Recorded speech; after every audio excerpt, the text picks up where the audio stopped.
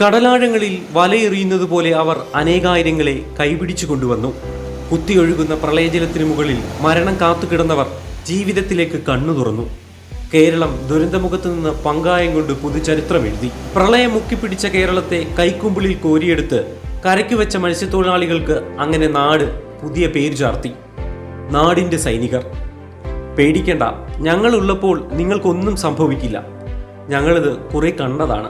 അന്ന് കേരളത്തിന്റെ സ്വന്തം സൈന്യം ആരുടെയും നന്ദി കേൾക്കാൻ നിന്നില്ല. ഇതെല്ലാം അറിഞ്ഞുകൊണ്ട് നാടിന്റെ മക്കളെ കാണാൻ, അവരുടെ കാര്യങ്ങൾ ചോദിച്ചറിയാൻ ഒരു മുഖ്യമന്ത്രിയും മന്ത്രിയും വകുപ്പും നേരിട്ടിറങ്ങിയ ദിവസങ്ങളായിരുന്നു 2023 ഏപ്രിൽ, മെയ്, ജൂൺ, ജൂലൈ മാസങ്ങൾ. ഫിഷറീസ് വകുപ്പിന്റെ ആഭിമുഖ്യത്തിൽ 47 തീരദേശ മണ്ഡലങ്ങളിലൂടെയാണ് യാത്ര ചെയ്തത്. കേരളത്തിലെ കടൽ തീരം 580 കിലോമീറ്റർ ആണ്.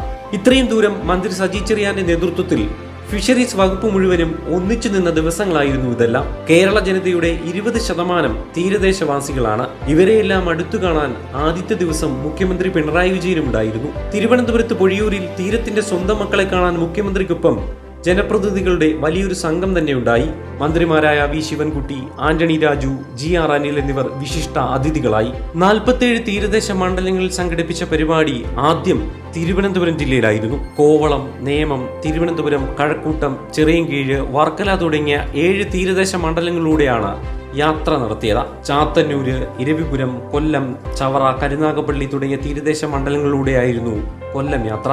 കിഴക്കിന്റെ വെനീസായ ആലപ്പുഴയിലെത്തിയതും ആലപ്പുഴയുടെ സൗന്ദര്യം മുഴുവനും ഞങ്ങൾക്ക് ഒപ്പിയെടുക്കാൻ കഴിഞ്ഞു.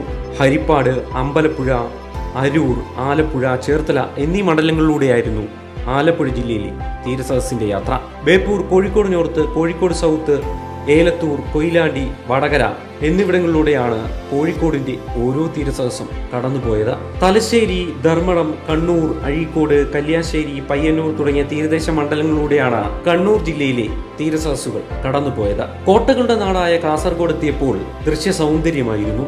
തൃക്കരിപ്പൂർ, കാഞ്ഞങ്ങാട്, ഉദുമ, കാസർഗോഡ്, മഞ്ചേശ്വരം തുടങ്ങിയ മണ്ഡലങ്ങളിലൂടെയായിരുന്നു കാസർഗോഡിലെ യാത്ര.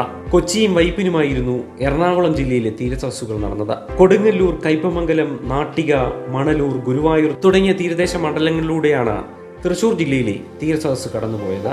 തിരൂർ, പൊന്നാനി, താനൂർ, തിരൂരങ്ങാടി, വള്ളിക്കുന്ന്, തവനൂർ തുടങ്ങിയ തീരദേശ മണ്ഡലങ്ങളിലൂടെയാണ് മലപ്പുറം ജില്ലയിലെ തീരസദസ്സുകൾ കടന്നുപോയത്. ഓരോ തീരദേശ സദസ്സുകൾ കഴിയുമ്പോഴും തീരദേശവാസികളുടെ പ്രശ്നങ്ങൾക്ക് പരിഹാരം കാണുകയായിരുന്നു